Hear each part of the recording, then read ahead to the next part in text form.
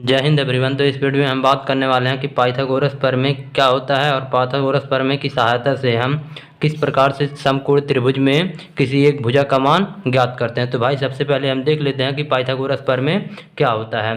तो देखिए भाई, हमारे पास पाइथागोरस प्रमेय का परिभाषा हमने लिखा है कि किसी समकोण त्रिभुज में जो कर्ण का वर्ग होता है, कर्ण का स्क्वायर होता है भाई, वो शेष दोनों भुजाओं के वर्गों के योग के बराबर होता है।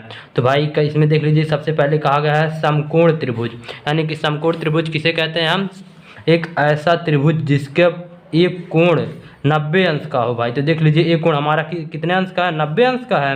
एक कोण हमारा 90 अंश का है, इसलिए हमारा समकोण त्रिभुज है। यानी कि पाइथागोरस प्रमेय किस त्रिभुज में लगता है? केवल और केवल भाई समकोण त्रिभुज में लगता है। तो देख लीजिए, जो समकोण त्रिभुज होता है इसमें 3 भुजाएं होती हैं और इसका कुछ नाम होता है भाई। तो जो 90 अंश के सामने वाले का भुजा होता है, जो 90 अंश के सामने वाले का भुजा होता है भाई, ये हमारा होता है, क्या होता है? ये हमारा कर्ण होता है भाई।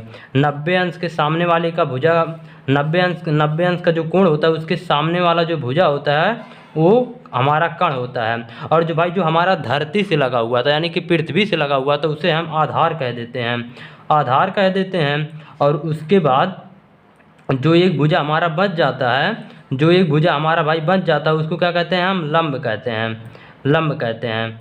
तो देख लीजिए, एक होता है लंब, एक होता है आधार, एक होता है कर्ण। ये भाई समकोण त्रिभुज में 3 चीज़ होता है। अब हम देख लेते हैं कि समकोण त्रिभुज में पाइथागोरस प्रमेय को कैसे लगाया जाता है, यानी कि पाइथागोरस प्रमेय का सूत्र क्या होता है भाई। तो देख लीजिए, कहा गया है किसी समकोण त्रिभुज में जो कर्ण का वर्ग होता है वह शेष दोनों भुजाओं के वर्गों के योग के बराबर होता है। तो भाई कर्ण कितना है? कर्ण हमारा दिया हुआ देख लीजिए ए, यानी कि कर्ण का स्क्वायर कर रहा है, यानी कर्ण का वर्ग, तो कर्ण का वर्ग लिख देते हैं भाई। तो कर्ण का वर्ग देख लीजिए, कहा उसमें किसी समकोण त्रिभुज में जो कर्ण का वर्ग होता है वह शेष दोनों भुजाओं के वर्गों के योग, यानी कि शेष दोनों भुजा लंब और आधार बच रहा है, यानी कि आधार का स्क्वायर, आधार का स्क्वायर भाई, आधार का स्क्वायर प्लस योग कहा है भाई, तो योग लंब का स्क्वायर। यानी कि हमारा यही क्या होता है भाई, यही हमारा पाइथागोरस प्रमेय होता है कि कर्ण का स्क्वायर बराबर आधार का स्क्वायर प्लस लंब का स्क्वायर। या फिर कहीं कहीं ए जो आधार है यहाँ पे लिखे, मतलब लिखा रहेगा भाई, और लंब यहाँ पे लिखा रहेगा। अब हम देख लेते हैं कि अगर एक भुजा का मान निकालना, जैसे अगर भाई हमें कर्ण का मान, ये तो कर्ण का स्क्वायर है, अगर हमें कर्ण का मान ज्ञात करना हो तो इसको हम अंडर रूट में कर देते हैं भाई। अंडर रूट में इसका वर्गमूल ले लेंगे तो हो जाएगा हमारा आधार का स्क्वायर, आधार का स्क्वायर, आधार का स्क्वायर प्लस लंब का स्क्वायर, क्योंकि वर्गमूल ले लिए हैं भाई इसलिए ये अंडर रूट में आ गया है हमारा। अब हम देख लेते हैं कि अन्य सभी भुजा, मतलब अगर दिया रहेगा हमें कर्ण का मान पता, तो आधार का मान कैसे ज्ञात करेंगे, लंब का मान कैसे ज्ञात करेंगे?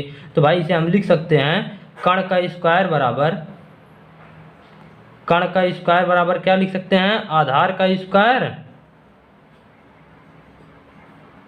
प्लस लंब का स्क्वायर, लंब का स्क्वायर। अब हमें आधार का मान भाई ज्ञात करना है, आधार का मान ज्ञात करना है, तो आधार का मान कैसे ज्ञात करेंगे? तो आधार का मान ज्ञात करने के लिए हम लंब को इधर भेज देते हैं, लंब को इधर भेज देते हैं भाई। तो हमारा हम लिख सकते हैं इसे आधार बराबर हो जाएगा, यानी कि आधार का स्क्वायर बराबर हो जाएगा भाई, आधार का स्क्वायर बराबर हो जाएगा, क्या हो जाएगा? कर्ण का स्क्वायर, कर्ण का स्क्वायर माइनस लंब का स्क्वायर, क्योंकि ये लंब यहाँ पे प्लस था, इधर जाके माइनस हो जाएगा, यानी कि लंब का स्क्वायर। अब भाई हमें आधार का मान ज्ञात करना हो, तो आधार का मान ज्ञात करने के लिए हम क्या करेंगे? आधार का मतलब दोनों पक्षों को वर्गमूल ले लेंगे, यानी कि जब वर्गमूल लेंगे तो ये आधार गुणे आधार था, यानी कि आधार बचेगा भाई, एक हमारा बाहर निकल जाएगा। उसके बाद अंडर रूट में हो जाएगा हमारा, क्या हो जाएगा? कर्ण का स्क्वायर, कर्ण का स्क्वायर माइनस लंब का स्क्वायर, ये हमारा बचेगा लंब का स्क्वायर।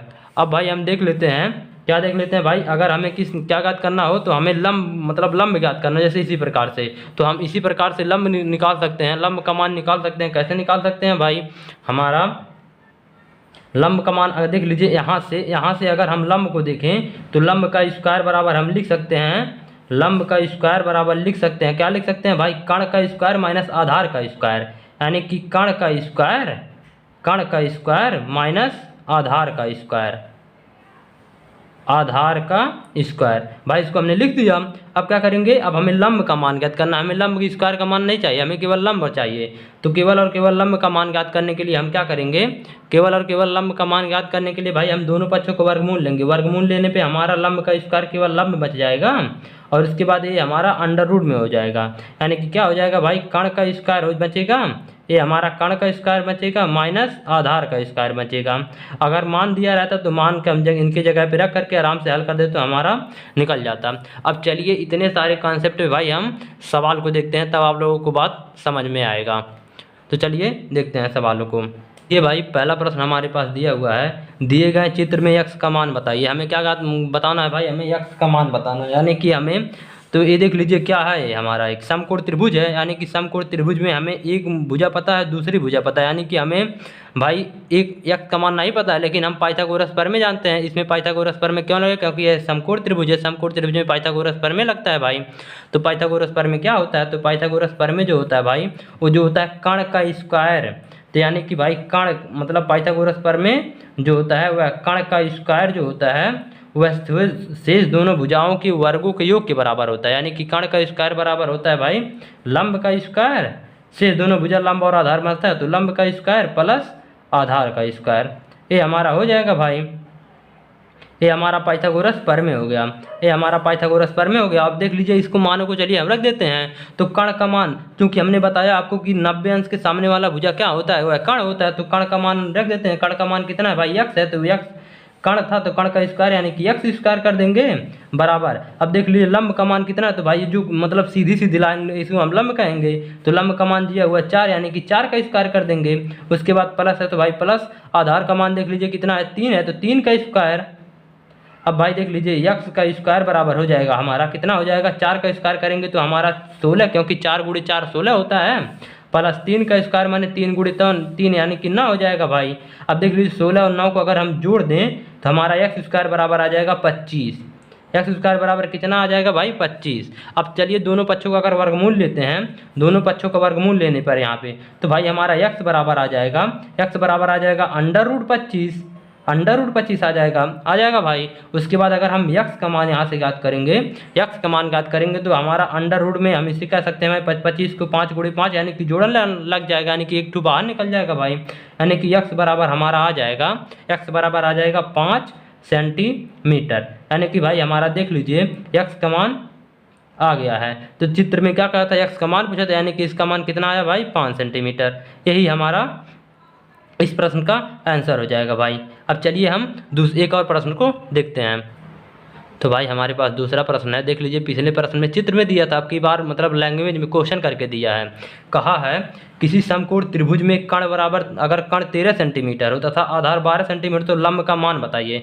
हमें क्या बताना है भाई, लंब का मान बताना है। तो सबसे पहले क्या कहा है, किसी समकोण त्रिभुज में, भाई तो हमें इसमें तो चित्र दिया नहीं है कि हम जान जाएंगे लंब है, ये आधार है, ये कर्ण है। तो इसके लिए हमें एक समकोण त्रिभुज अपने तरफ से बनाना पड़ेगा। समकोण त्रिभुज हम कैसे बनाएंगे भाई, तो समकोण त्रिभुज मतलब एक रफ कार्य के लिए हम एक समकोण त्रिभुज बना लेते हैं।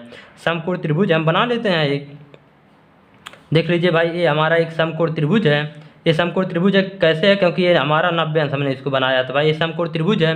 अब समकोण त्रिभुज के सामने वाली भुजा क्या होता है, समकोण त्रिभुज मतलब जो कोण दिया हुआ भाई, ये कोण 90 अंश, 90 अंश के सामने वाला जो भुजा होता है, 90 अंश के सामने वाला कर्ण होता है हमारा। तो कर्ण का मान देख लीजिए प्रश्न में कहा है, कितना कहा है 13 कहा हुआ है भाई। तो कर्ण के सामने एक कर्ण है, कर्ण दिया है प्रश्न में, इसलिए हमने इसको 13 कर दिया भाई। अब उसके बाद देख लीजिए आधार कितना दिया हुआ, तो 12, हम इसे कह देते हैं भाई 12। ये हमारा दिया हुआ है आधार दिया हुआ है।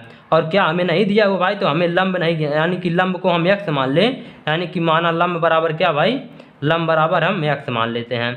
हमें x का मान यानी कि लंब का मान बताना है। तो हम क्या जानते हैं भाई, क्योंकि पाइथागोरस प्रमेय इस प्रश्न में लग जाएगा। क्यों लग जाएगा, क्योंकि यह समकोण त्रिभुज है।